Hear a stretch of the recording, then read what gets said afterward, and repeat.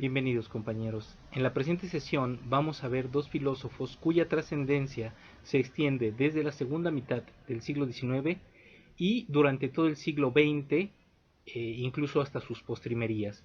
De hecho, en estos momentos del siglo XXI, bajo las actuales condiciones que estamos viviendo, otra vez volvemos a encontrar debates en torno a las ideas tanto de uno u otro de estos filósofos. Me refiero en específico a Karl Marx y Friedrich Nietzsche, que se ha españolizado como Carlos Marx y Federico Nietzsche en muchos de nuestros manuales de filosofía.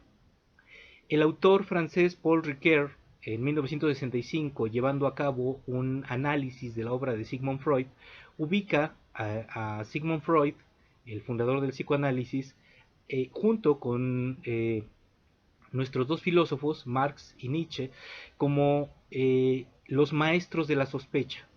Los llama así porque dice, son estos tres filósofos, estos tres pensadores de lengua alemana, quienes van a echar abajo todo el edificio de la racionalidad cartesiana a través de sus planteamientos.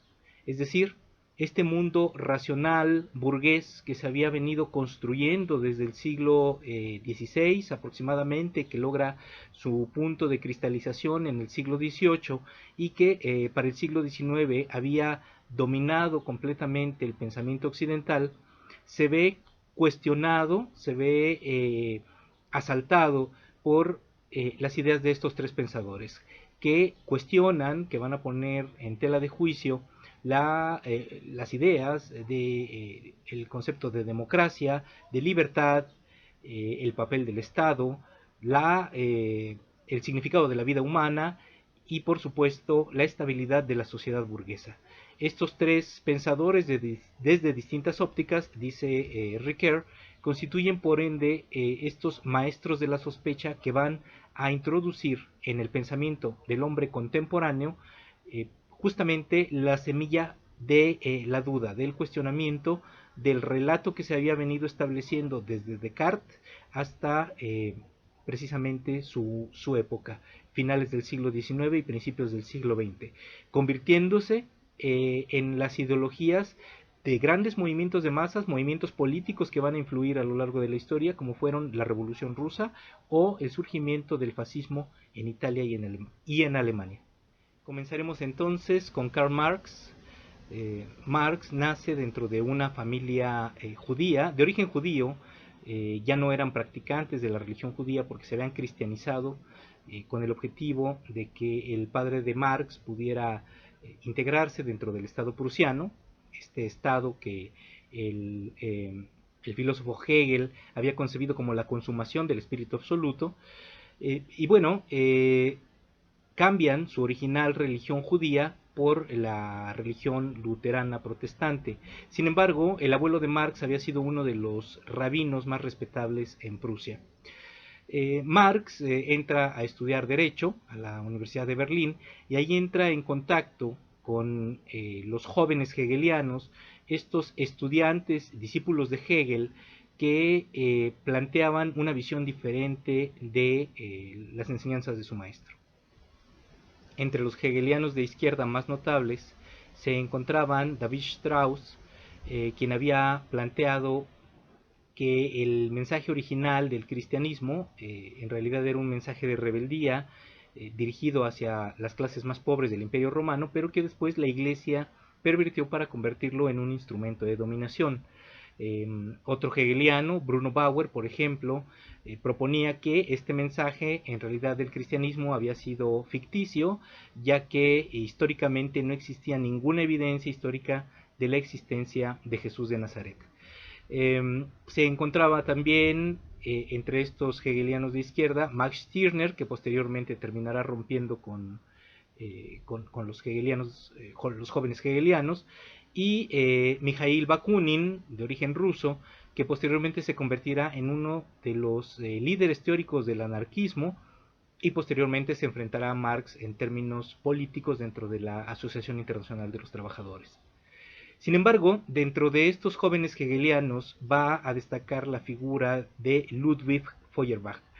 Feuerbach siguiendo estas interpretaciones que habían hecho previamente Strauss y Bruno Bauer en torno a la figura del cristianismo, se propone analizarlo desde la perspectiva hegeliana de las ideas.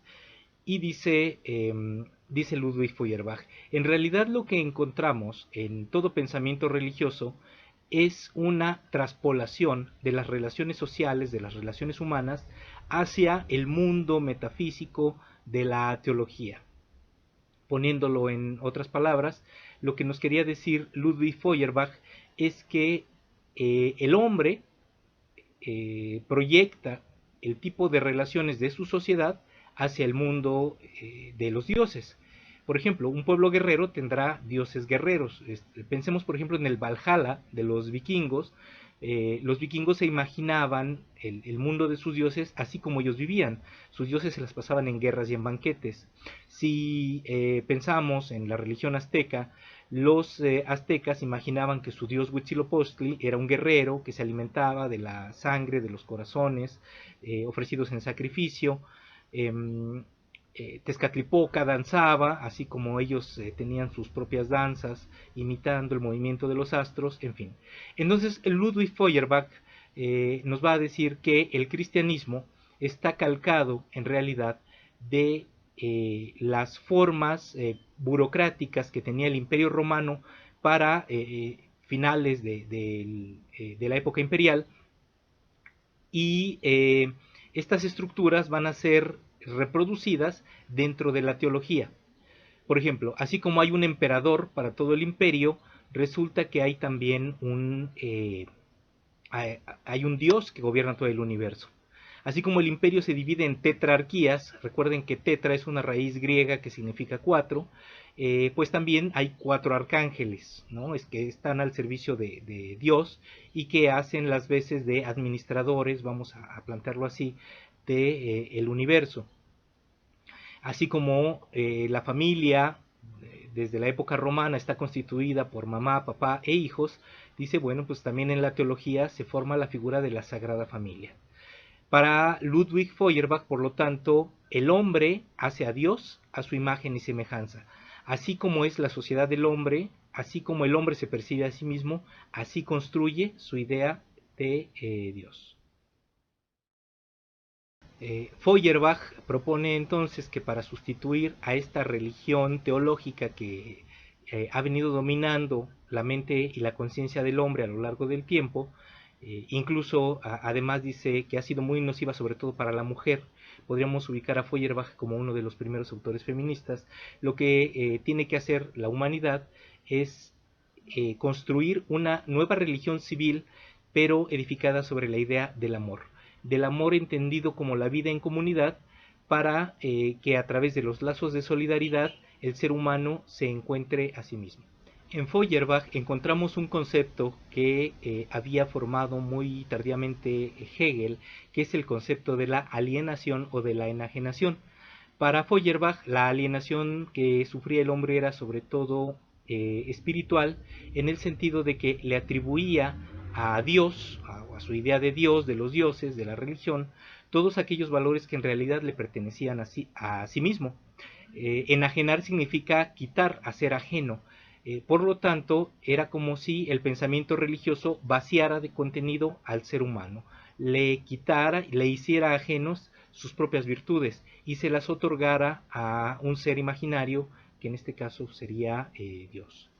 Marx se había integrado al grupo como otro más de los jóvenes de izquierda, eh, claro, muy vinculado a la idea de la dialéctica de Hegel, pero igual que los demás jóvenes hegelianos, con la clara convicción de que, al contrario de lo que había propuesto su maestro, la dialéctica no tenía solo este movimiento definitivo de tesis, antítesis y síntesis concretada en el Estado prusiano, sino que para poder ser coherente esta idea de la dialéctica, a la última síntesis que concebía Hegel tenía que suceder una negación, y por lo tanto el movimiento dialéctico tenía que proseguir.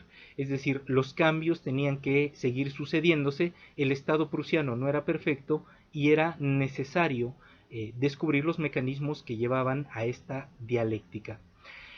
Para el momento en el que Marx escribe, la filosofía de Feuerbach está muy difundida entre los jóvenes hegelianos, y a Marx le interesa esta nueva visión en la que, según sus propias palabras, Hegel se pone de cabeza, ¿no? Es decir, se baja del cielo a la tierra la idea del espíritu absoluto, y entonces lo que encontramos en la realidad es que la dialéctica está integrada por una serie de relaciones sociales, de relaciones entre los hombres.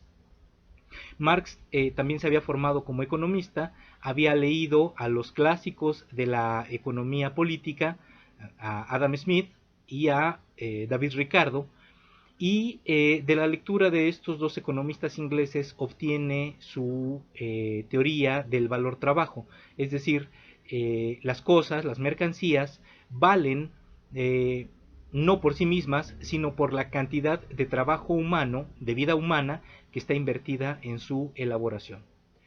Esta teoría del valor trabajo va a influir definitivamente en la concepción dialéctica de Marx, para abandonar completamente las especulaciones de tipo metafísico que tenía previamente la filosofía hegeliana, y para desarrollar una nueva dialéctica basada en las relaciones materiales, las relaciones objetivas, a lo largo de la historia. Es decir, va a retomar de su maestro Hegel esta idea de que el hombre puede verificar su actividad a través de los hechos históricos.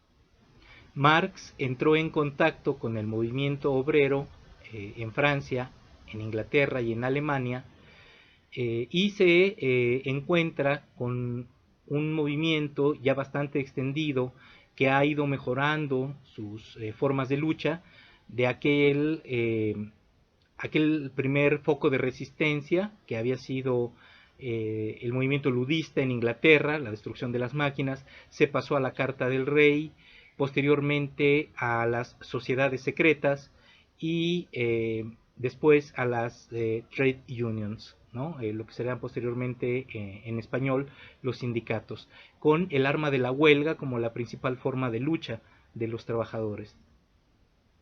El contacto con la clase trabajadora va a transformar radicalmente la percepción de Marx. Ya comentábamos que él viene de una familia de la pequeña burguesía, estaba casado también con una mujer de origen aristocrático, Jenny von Westphalen, y sin embargo, a pesar de todo esto, su encuentro con la clase trabajadora, con el proletariado europeo, y con las ideas de una nueva corriente que ya para ese momento se denomina socialismo o comunismo, lo va a hacer replantearse todas las nociones que previamente había elaborado justamente por su formación como joven hegeliano de izquierda. Para ese momento, la lucha contra los patrones, contra la burguesía, había encontrado en la concepción del socialismo una opción de sociedad a la sociedad capitalista del siglo XIX que se estaba experimentando en ese momento.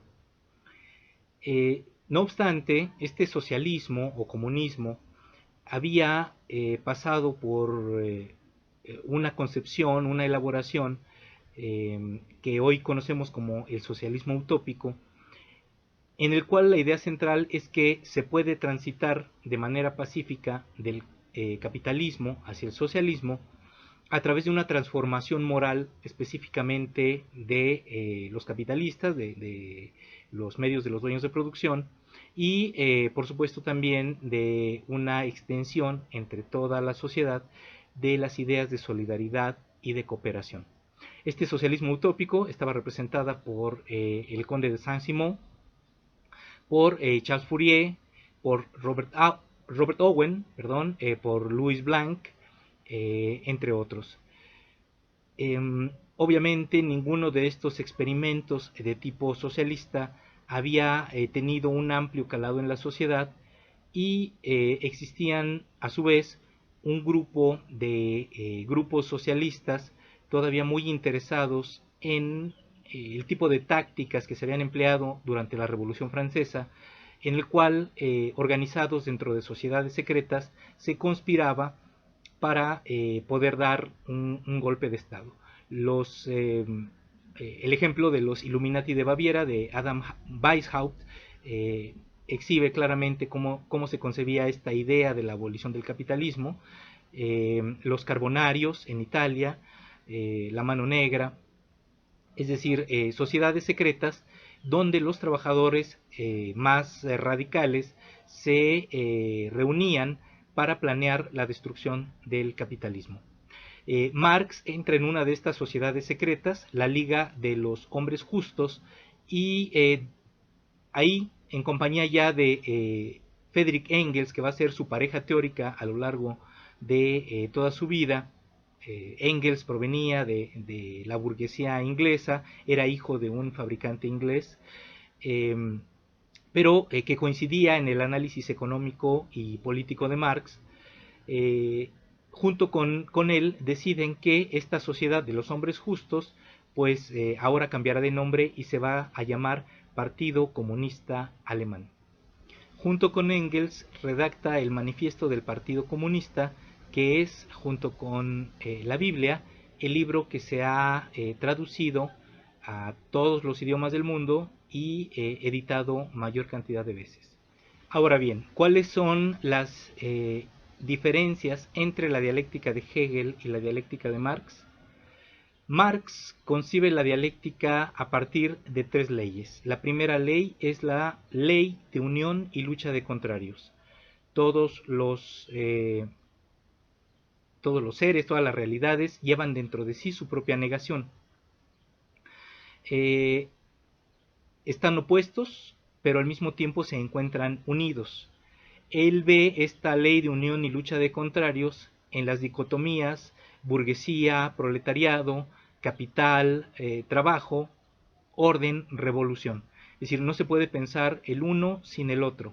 La burguesía necesita al trabajador, el capital necesita al trabajo.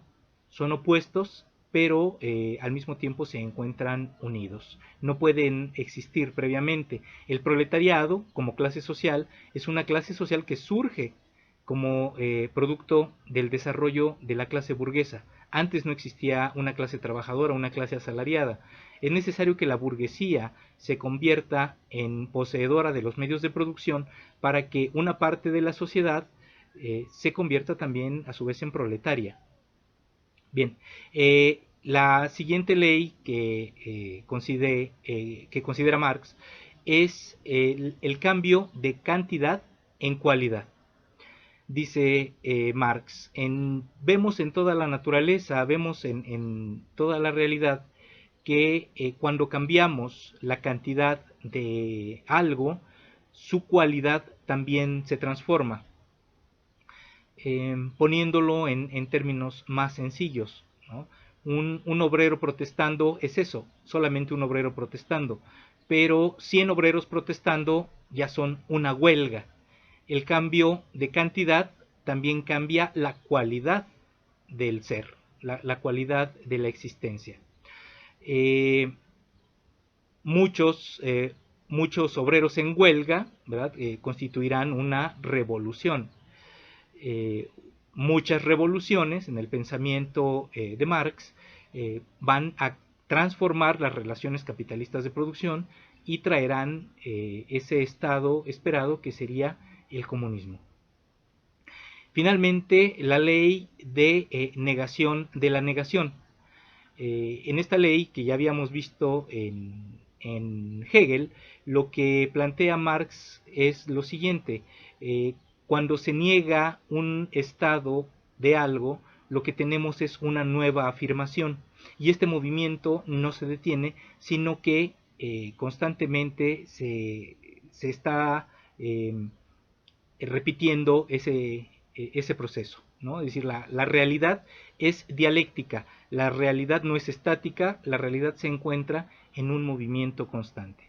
En una carta a Joseph Beidemeyer, Marx reconoce que él no es el inventor del concepto de lucha de clases, que previamente otros autores de la burguesía habían trabajado ya esta noción de que siempre se encuentran en toda sociedad, la clase de los poseedores, de los ricos, de los propietarios, opuesta a la clase de los desposeídos, de los pobres, de los que producen. Dice, yo no descubrí la existencia de la lucha de clases. Lo que yo he descubierto es lo siguiente, que estas clases se encuentran siempre asociadas a una forma específica de producción, es decir, a cada época, a cada modo de producción corresponde también cierto tipo de clases sociales. En la Edad Media había señores feudales y había siervos. En la antigüedad esclavista había esclavos y había amos. En el capitalismo existen burgueses y existen proletarios. Dice que la lucha de estas clases, dice Marx, esto es algo que yo también descubrí, dice, la lucha de estas clases va a llevar inevitablemente en el capitalismo a la dictadura del proletariado. Él está pensando en la Revolución Francesa y dice, así como la burguesía fue una clase revolucionaria en su momento que pudo acabar con los reyes, que acabó cortándole la cabeza a Luis XVI o a Carlos I, para establecer una nueva sociedad, que es la sociedad capitalista en la cual vivimos, dice, de la misma manera, la nueva clase revolucionaria, que es el proletariado, va a derribar las estructuras burguesas, va a acabar sometiendo políticamente a la burguesía y a través de esta dictadura del proletariado van a ser abolidas las relaciones capitalistas de producción de una manera positiva y consciente y de esa manera surgirá un nuevo modo de producción que no ha existido nunca, que se llama comunismo. Así concebía entonces Marx la teoría de la historia para el momento en el que él escribe. Sin embargo, dice Marx, la clase trabajadora, para poder emprender este gran asalto al cielo, así lo llama incluso cuando escribe en torno a los hechos de la Comuna de París, el asalto al cielo que quiso llevar a cabo el proletariado francés, para poder llevar a buen término la revolución, Marx dice que es necesario que la clase trabajadora desarrolle su conciencia. Aquí notamos ya este concepto que viene de Hegel, pero que ya habíamos percibido en otros filósofos, en el cual la conciencia es la parte, es el reflejo de la realidad, pero dice Marx, y por eso Paul Ricoeur, decíamos en 1965, lo ubica como uno de los maestros de la sospecha, dice, la conciencia que tiene el trabajador es una falsa conciencia, se la han falsificado a través de la escuela, a través de la familia, a través de la religión, dice, porque la familia, la escuela, la religión, la política, el derecho, la filosofía, el arte, todo es producto de determinadas relaciones sociales de producción. Y esas relaciones sociales de producción están reflejando el pensamiento de la clase dominante, ¿sí? Dice Marx, el pensamiento dominante en una época es el pensamiento de esa clase dominante. Por lo tanto, el niño proletario, el proletario en general, empieza a ser bombardeado con ideas, con conceptos, con palabras que no son las que le corresponden a su propia clase trabajadora, sino que se le enseña a reproducir las ideas de la clase explotadora. En un ejemplo, lo que le interesa o los intereses que tiene la clase trabajadora no son los mismos intereses de la clase capitalista. Esto el mismo Marx insiste, él no lo descubrió. Es claro que los intereses de las clases siempre están enfrentados. Si nosotros pensamos en las sociedades de cazadores y recolectores, sus intereses pues prácticamente son los mismos porque ahí no existe una división de clases. Pero cuando ya tenemos una clase de ganaderos y una clase de agricultores, hay intereses diferenciados. ¿Por qué? Porque vamos a pensar, para el que es agricultor le beneficia mucho que llueva, porque las lluvias favorecen el crecimiento de los cultivos. En cambio, y ustedes le pueden preguntar a cualquier persona que se dedique a la cría de animales, la temporada de lluvias es una temporada en la cual es muy probable que el ganado pierda masa muscular. como dice la gente, ¿no? Que se le vaya para abajo. Entonces, en una simple sociedad de campesinos, unos ganaderos y otros agricultores, vemos estos intereses opuestos. Cuanto más estos intereses son opuestos en la sociedad capitalista, en la cual lo que le interesa al burgués, al capitalista, es extraer la mayor cantidad de plusvalía. La plusvalía es la cantidad de trabajo que no se le paga al trabajador, es el periodo de explotación, mientras que al trabajador lo que le interesa es que aumente su salario, que no le sea enajenada, que no le sea arrancada tanta cantidad de plusvalía y poder tener más tiempo de trabajo. Si pensamos en la sociedad japonesa, por ejemplo, allí en Japón no hay días obligatorios de descanso, como sí lo tenemos, por ejemplo, en nuestro país. En la Constitución de 1917 dice que al menos un día debe tener el trabajador para descansar. Y es un derecho constitucional. En Japón esto no es así, y las jornadas laborales en Japón son de 10 hasta 12 horas. Imagínate entonces la cantidad de plusvalía que se le extrae al trabajador japonés. Bien, entonces el interés o los intereses del dueño de Mitsubishi no es el mismo interés del trabajador de la planta de Mitsubishi en Pakistán o en México, que tiene una jornada de trabajo cada vez más dilatada y un salario que se reduce cada vez más. Entonces, a partir de ¿cómo hacer que un trabajador aguante la explotación? Se pregunta Marx. Bueno, precisamente a través de la alienación, a través de la enajenación que se le hace, y se le enseña a reconocer como valores propios los valores de la clase burguesa. Por ejemplo, al trabajador se le enseña que tiene que llegar 5 minutos antes, irse 5 minutos después, trabajar duro, ponerse la camiseta, solidarizarse con la empresa. Y dice Marx, esos no son los intereses de la clase trabajadora, esos no son sus intereses. La clase trabajadora tiene que tener muy en claro que si quiere tener un futuro para su clase y para toda la humanidad en general, tiene que abolir el capitalismo.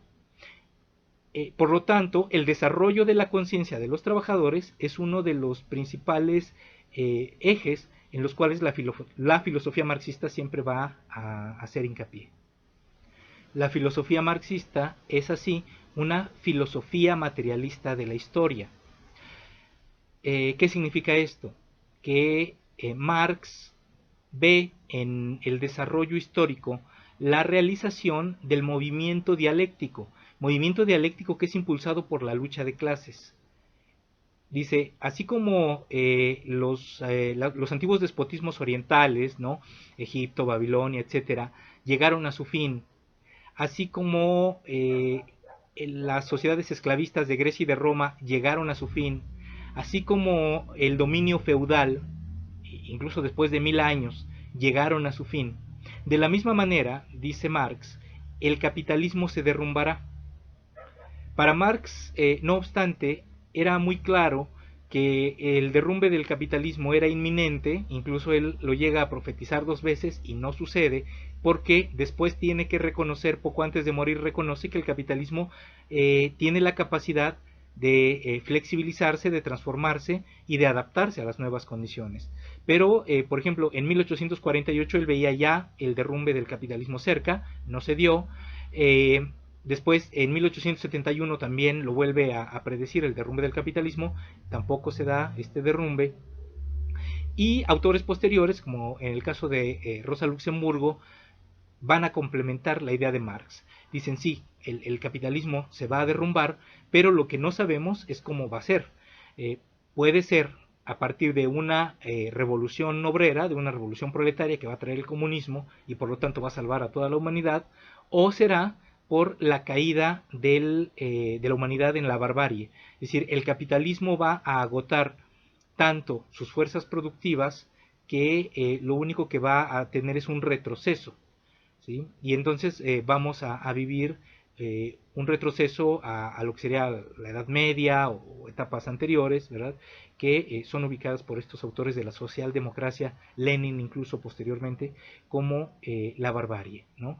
Entonces, la dicotomía socialismo o barbarie es una construcción muy posterior.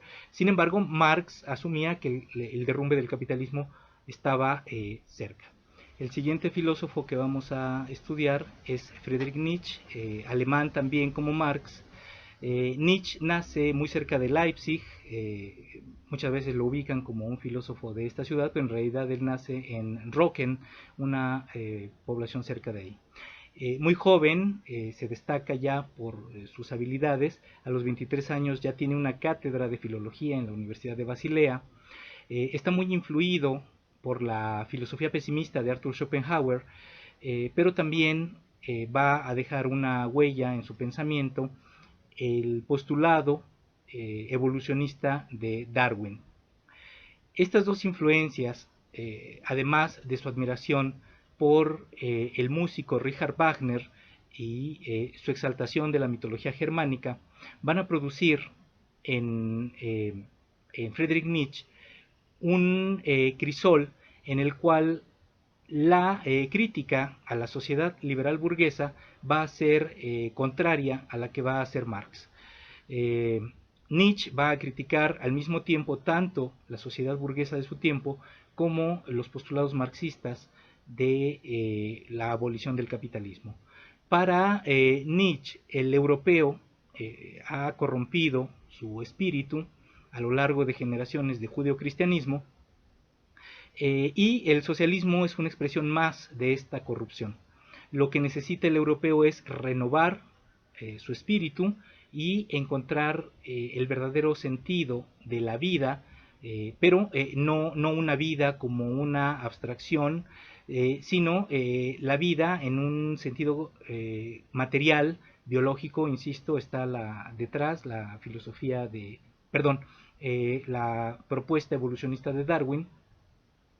Y este sentido de la vida ahora sí se convierte, y aquí notamos la influencia de Schopenhauer, en un instinto vital, una voluntad de vivir materializada en los actos de las personas, del individuo de manera específica.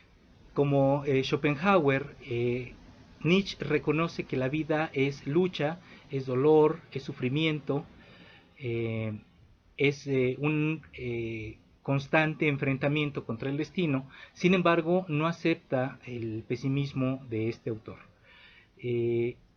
Conocedor de la filosofía antigua, de la antigüedad, recordemos que él es filólogo, él ve en el ideal de héroe la esencia misma de esta nueva percepción del enfrentamiento contra la vida.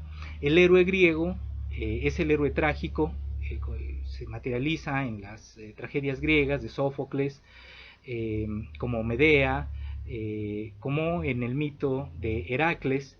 Dice, así tiene que llevarse a cabo la lucha humana en la vida, ¿no? Es decir, enfrentar sonriendo el destino cruel, aunque nos destruya. El ser humano no puede rehuir o no puede resignarse a ser aplastado por la vida. El universo, dice Friedrich Nietzsche, es algo mucho más trascendente, es algo frío, es superior a la propia realidad humana. Entonces jamás el hombre va a poder sobreponerse a él. Y sin embargo, la esencia misma de la vida humana es la lucha, se materializa en la lucha del hombre contra la vida, ¿sí? Para al mismo tiempo apropiarse de esa vida. Es lo que va a denominar él la voluntad de poder. En un opúsculo que muchas veces prologa sus obras en las colecciones, en los compilados que se tienen de sus textos, que se titula El Anticristo, define claramente lo que entiende como la voluntad de poder, ¿sí? Dice Nietzsche, ¿qué es lo bueno? Dice, lo bueno es la vida, lo bueno es la sensación, el sometimiento, el control. Lo malo es la debilidad, la piedad, el cristianismo. Dice, los débiles y los viejos deben perecer, dice, y nuestro mayor acto de piedad es ayudarles a hacerlo. Mucho se ha discutido en torno a estas ideas de Nietzsche, si estaba metaforizando o si estaba hablándolo en un sentido literal. Hay autores, por ejemplo Walter Benjamin, el propio Paul Ricoeur, que comentábamos hace unos momentos, que dan diferentes interpretaciones a este texto. Lo cierto es que la filosofía de Nietzsche va a influir definitivamente en el futurismo de Gabriel D'Annunzio en Italia. A través de D'Annunzio pasa a Mussolini y por supuesto pasa a su casi contemporáneo Adolf Hitler, a pesar de que no hay un contacto con el Partido de los Trabajadores Alemanes. Nietzsche muere mucho antes de que aparezca el nacionalsocialismo en Alemania. Sin embargo, Hitler va a cultivar una amistad y casi una veneración hacia la hermana de Friedrich Nietzsche, que a su vez también se encuentra muy vinculada políticamente al nacionalsocialismo, y posteriormente va a fundar una colonia en Chile con gente que huye de Alemania después de la Segunda Guerra. Entonces pareciera haber ciertos lazos comunicantes entre la teoría de Friedrich Nietzsche y lo que sería esta teoría del supremacismo racial en Alemania en los años 30. Uno de los conceptos que vamos a encontrar en ambas ideologías es la del superhombre. Sin embargo, está entendido de manera diferente en el nacionalsocialismo alemán y en el pensamiento de Friedrich Nietzsche. Para Nietzsche, el superhombre es aquel individuo que se ha logrado separar del rebaño, que se ha logrado separar del resto, que se ha liberado de toda la carga de culpa que el pensamiento judeocristiano lo ha vuelto impuro. Él usa mucho el concepto del ario, pero lo usa en un sentido metafórico. Ario en sánscrito significa noble, significa el elevado, y entonces el ario en los textos de Nietzsche se refiere justamente al individuo que ha logrado purificarse del sentido del nihilismo. En el anticristo y en la genealogía de la moral, por ejemplo, ubica al budismo y al cristianismo como formas de este nihilismo, ya que en ambas religiones el individuo logra su máximo desarrollo a partir de la aniquilación, a partir de la destrucción de sí mismo. El cristiano logra su verdadero yo después de la muerte, cuando va al cielo, y el budista lo logra a través de la negación del deseo, del nirvana. Esta anulación de la voluntad que ya encontramos, por ejemplo, en la filosofía de Schopenhauer que había sido además muy influido por el budismo también, en Nietzsche provoca un espíritu de rebeldía. Dice, el ser humano que se niega a sí mismo, en realidad está aniquilando a toda la especie en general. No obstante, Nietzsche no considera al evolucionismo como una manera de que la especie sobreviva, tal como estaba en los escritos de Darwin. Para Nietzsche, el que las especies produzcan una gran cantidad de individuos solamente tiene un objetivo: a través del número lograr depurar un pequeño segmento de individuos superiores que serán lo que encarnará para él su idea del superhombre.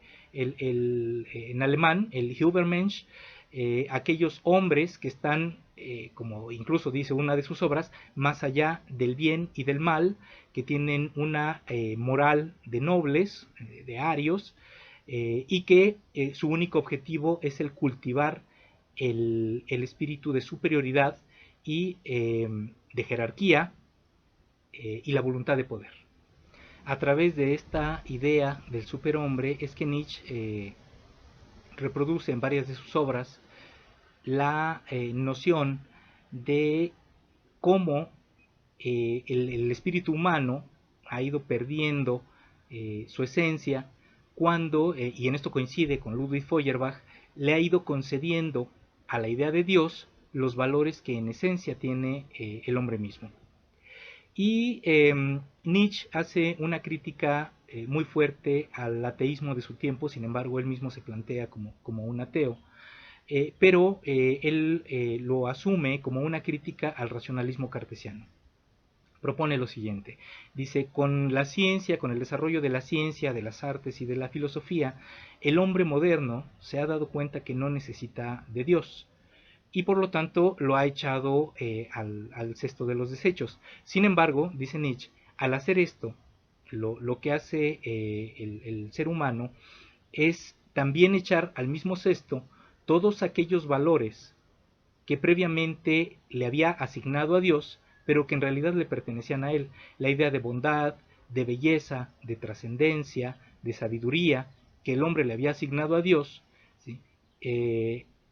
Se van al cesto de la basura también, de manera que el hombre contemporáneo queda vacío, se encuentra desprovisto de todos esos valores, y eso lo convierte en un ser despojado de su esencia natural.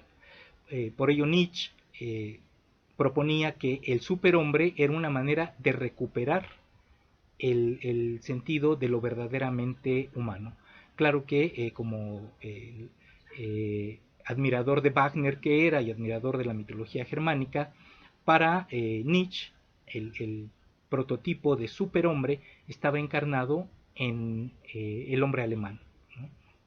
Es por eso que decíamos que más adelante, sobre todo en el nacionalsocialismo, vamos a encontrar una fuerte inclinación hacia la filosofía de Friedrich Nietzsche, porque básicamente entronca en muchos de sus planteamientos la crítica a la modernidad, la crítica al racionalismo, la vuelta a la antigüedad heroica, el rechazo hacia el socialismo y sobre todo la conformación de este hombre nuevo, este superhombre, que no podía ser otro más que un superhombre ario, un superhombre alemán.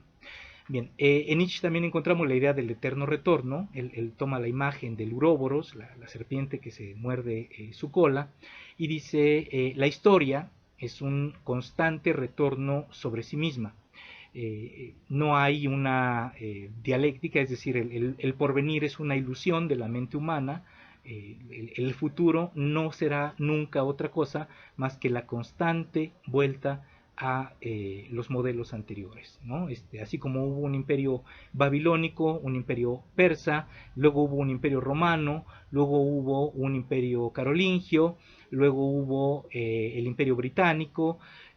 Para la época en la que escribe Nietzsche, Alemania está ya convirtiéndose en un Reich, en un imperio, y dice lo que percibimos a lo largo del tiempo es este constante retorno sobre sus propias fuentes. Bien, hasta aquí llegamos, compañeros, con la sesión.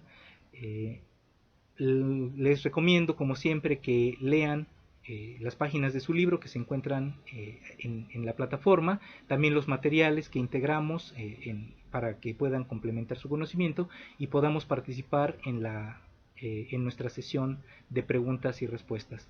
Es muy recomendable y hago esta invitación sobre todo a los alumnos del bachillerato de Ciencias y Humanidades, de Sociales y Humanidades, que exploren mucho más en torno a estos dos filósofos, ya que para poder entender la sociología, la antropología, la filosofía, la lingüística y numerosos campos del conocimiento de las ciencias sociales y las humanidades, es necesario comprender con cierta profundidad tanto los planteamientos de Karl Marx como de Friedrich Nietzsche. Muchas gracias por su atención y nos vemos en la siguiente emisión.